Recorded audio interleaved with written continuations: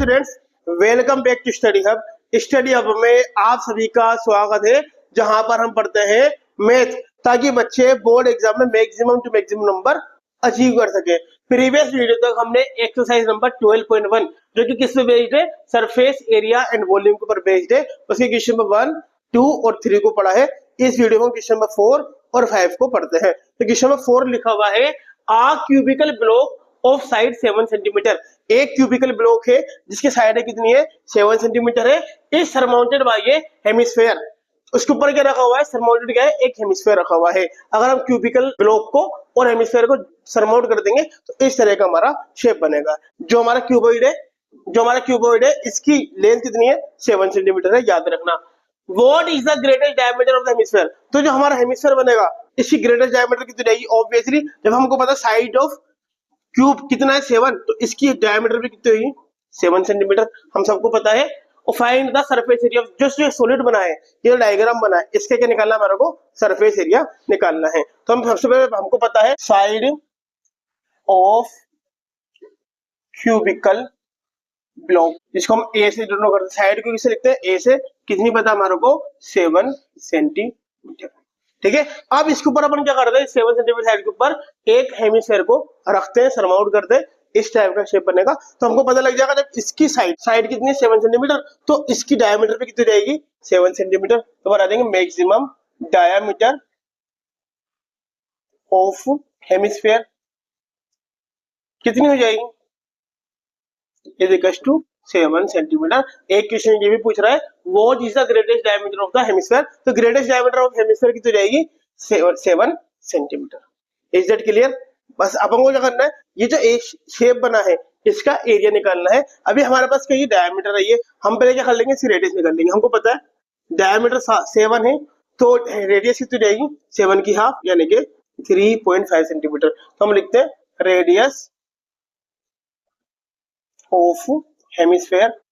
Hemisphere की radius कितनी है, हमको पता है जितनी भी डायमीटर है उसकी हाफ कर देंगे, और किसी भी नंबर को हाफ करने के लिए 2 से डिवाइड करते हैं। 2 को 7 से डिवाइड करेंगे, 7 का हाफ कितना है, 3.5 सेंटीमीटर।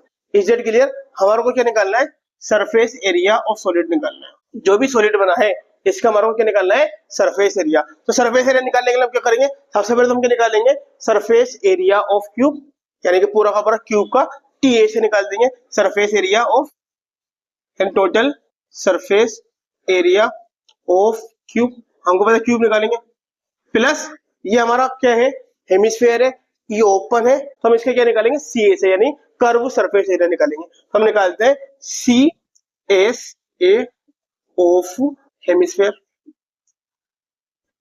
यहां तक तो सब बच्चों को बात क्लियर होगी। अब एक बात ध्यान रखना बेटा, ये जो हमारा, अगर हम इसके ऊपर वाले फेस को देखें, ये हमारा कैसा है, स्क्वायर शेप का है। अब इसके ऊपर क्या रखा हुआ है, हमारे हेमिस्फेयर का ये वाला पार्ट रखा हुआ है, यानी बेस ऑफ हेमिस्फेयर रखा हुआ है, यानी कि इस तरह से रखा हुआ है। ठीक है, अपन सिर्फ इस वाले पार्ट को देख रहे हैं, इस वाले पार्ट को, ये हमारा स्क्वायर पार्ट है, इसके ऊपर क्या रखा हुआ है, बेस ऑफ हेमिस्फेयर रखा हुआ है, तो दिख रहा है बेस ऑफ हेमिस्फेयर, ये इसके ऊपर रखा हुआ है जो कि इसमें है। ठीक है, अब ये हम क्या करेंगे, इसको कट करना है, इसको ओपन करेंगे। भाई जब इसके ऊपर रखेंगे, ये ओपन था, तो अपन क्या कर देंगे, इसको कट कर देंगे, यानी इस वाले एरिया को क्या कर देंगे, माइनस कर देंगे। ये क्या है, हमारा बेस ऑफ हेमिस्फेयर। और बेस ऑफ हेमिस्फेयर किस शेप का होता है, सर्कल शेप का होता है। तो हम यहाँ पे क्या कर देंगे, minus base area of hemisphere. Hemisphere के बेस एरिया को माइनस कर देंगे, और बेस एरिया किस है, हमारा सर्कुलर शेप का है। ठीक है, दोबारा देखो क्या है, क्या कहा रहा अपन ने, सरफेस एरिया ऑफ सॉलिड निकालने के लिए सबसे पहले तो जो हमारा क्यूब है इसका TA से निकाल देंगे, टोटल सरफेस एरिया, प्लस जो हमारा हेमिस्फेयर है जो कि ओपन है उसका CA से निकाल देंगे, CA of hemisphere minus base area of hemisphere. हमको देखो यहाँ पे ये जो हमारा स्क्वायर था, इसके ऊपर वाला पार्ट स्क्वायर था, इसका जो बेस एरिया है वो कौन सा है, सर्कल है। ठीक है, तो अपन को क्या कर देंगे, यहाँ से इसको कट कर देंगे। कौन से पार्ट को कट कर देंगे, इस सर्कुलर पार्ट को कर देंगे। इस सर्कुलर पार्ट क्या है, हमारा बेस एरिया ऑफ हेमिस्फेयर, इसको माइनस कर देंगे। और एक याद रखना, बेस एरिया ऑफ हेमिस्फेयर किसके इक्वल होता है, एरिया ऑफ सर्कल के इक्वल होता है। Is it clear. अब अपन सोल्व करते हैं। TA से ऑफ क्यूब का फॉर्मूला क्या होता है, 6a², एक साइड को अपन a बोलते हैं, ठीक है, प्लस सी ए से हेमिस्फेयर, हेमिस्फेयर का सी ए से का फॉर्मूला क्या है 2πr² minus base area of hemisphere यानी एरिया ऑफ सर्कल, और एरिया ऑफ सर्कल क्या होता है हमको पता है πr²। Is that clear? अब आगे करते हैं, 6 के लेके 6 इंटू ए यानी साइड की वैल्यू कितनी 7 यानी कि 7 का स्क्वायर प्लस, देखो बड़े ध्यान से इसको, ये क्या लिखा हुआ 2πr² माइनस πr² यानी कि जो है 2πr² और ये 1πr²। 2πr² में से अगर 1πr² को माइनस करेंगे तो कितना बचेगा 1πr²। ठीक है, अब वैल्यू लगा देंगे, 6 के लेके 6 इंटू 7 का स्क्वायर कितना था 7 7 जा 49 प्लस पाई की वैल्यू कितनी होती है 22.7 इंटू आर की वैल्यू कितनी है 3.5, आर का स्क्वायर है इसमें 3.5 को अपन 2 टाइम लिख देंगे। ठीक है, अब मल्टीप्लाई कर दें, 49 को अपन 6 से मल्टीप्लाई करते हैं, 6 9 जा 54 कैरी 5 6 4 जा 24 24 और 5 29, कितना आ जाएगा 294 प्लस 7 है 7 को ये 3.5 तो 7 मतलब 7 7 5 जा 35। अब हमको पता पॉइंट के बाद एक नंबर था, एक नंबर के बाद क्या लगा देंगे पॉइंट, यानी कितना आ जाएगा 22 इंटू 3.5 इंटू 0.5, इनको सोल्व कर देंगे 294 तो ऐसा कैसा प्लस 22 इंटू 0.5 इंटू 3.5। हमको पता है अगर 22 को अपन किससे मल्टीप्लाई करेंगे 0.5, एक बात कल भी बताई थी मैंने, ध्यान रखना 0.5 का मतलब होता है हाफ, यानी किसी भी नंबर को 0.5 से मल्टीप्लाई कर दे मतलब उसको हाफ कर दो, यानी कि अगर अपन 22 को 0.5 से मल्टीप्लाई करेंगे तो उसका हाफ हो जाएगा यानी कि 11 आएगा। अपन करके देखते हैं, 5 टू द 10 की 0 कैरी 1 5 टू द 10 और 1 11 0 का 0 0 का 0 प्लस कर दो 0 1 1, दोनों एक नंबर का पॉइंट है एक नंबर का पॉइंट लगा दे कितना रहेगा 11।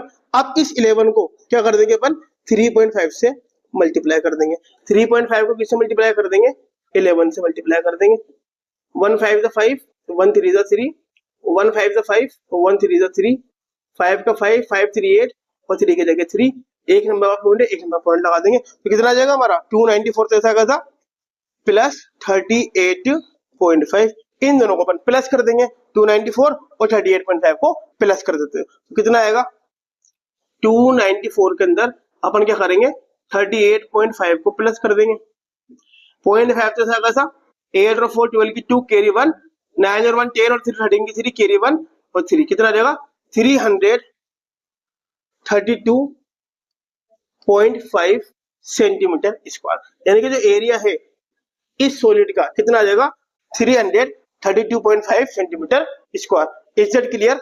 आई होप आप सभी के क्वेश्चन समझ में आया है। अब देखते हैं क्वेश्चन नंबर, तो अब स्टार्ट करते हैं क्वेश्चन नंबर 5। क्वेश्चन नंबर 5 में लिखा हुआ है a hemispherical depression is cut out from one face of a cubical wooden block such that the diameter L of the hemisphere is equal to the age of the cube, यानी कि एक हमारा लकड़ी का ब्लॉक है wooden block है, ठीक है, जिसका हम क्या करेंगे एक तरफ से क्या करेंगे डिप्रेशन कर देंगे यानी होल कर देंगे, कौन से शेप का कर देंगे हेमिस्फीयर शेप का, तो हमारा इस तरह का दिखेगा। ठीक है, आप देखो क्वेश्चन क्या कह रहा है, जो इसकी डायमीटर है वो कितनी दे रखी है इसने L, यानी इसकी डायमीटर भी L है और हमारा जो क्यूब है उसकी साइड भी कितनी है L। तो अपन स्टार्ट करते हैं, लिखा हुआ क्या है determine the surface area of remaining solid, तो जो सॉलिड बचेगा उसका सरफेस एरिया निकालना है, बिल्कुल सेम उसी क्वेश्चन की तरह है, बस उसमें क्या था दो हमारे ब्लॉक थे, इस ब्लॉक को उठा के उसके ऊपर रखा था, अब की बार क्या करना है इस ब्लॉक को यहाँ से होल्ड करके इस तरह से डिप्रेस कर देना इसको इस तरह से। ठीक है, स्टार्ट करते हैं क्वेश्चन।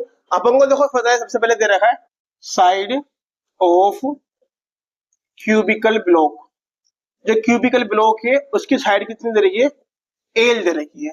ठीक है, तो और हमें क्या पता है अगर इसकी साइड एल है तो डायमीटर ऑफ हेमिस्फीयर भी कितनी होगी, डायमीटर ऑफ हेमिस्फीयर हम सबको पता है डायमीटर ऑफ हेमिस्फीयर भी कितनी होगी एल ही होगी क्योंकि दोनों इक्वल है।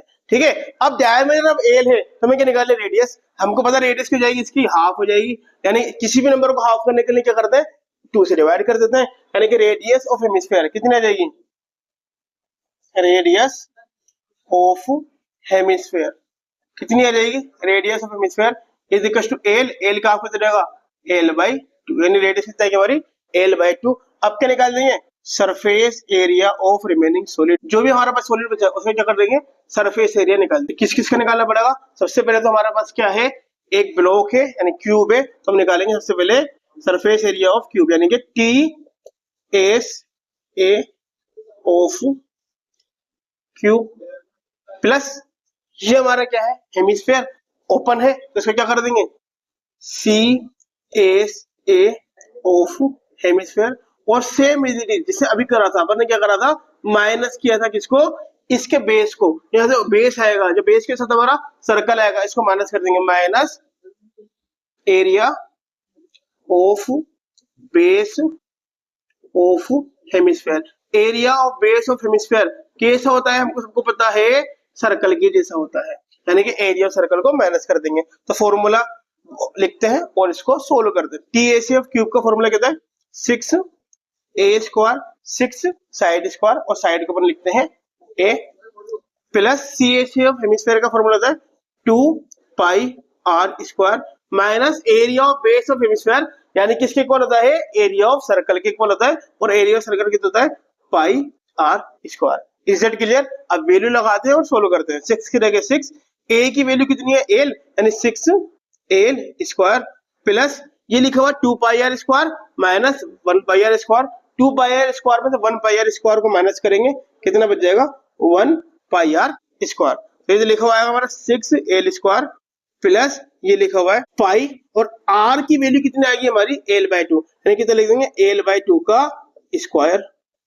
r यानी रेडियस, रेडियस कितनी है, l/2, l की हाफ यानी l/2 का स्क्वायर। तो 6l² ऐसा कैसे लिख देंगे, प्लस पाई ऐसा कैसा, l का स्क्वायर कितना होता है, l² अपॉन 2 का स्क्वायर कितना होता है, 4।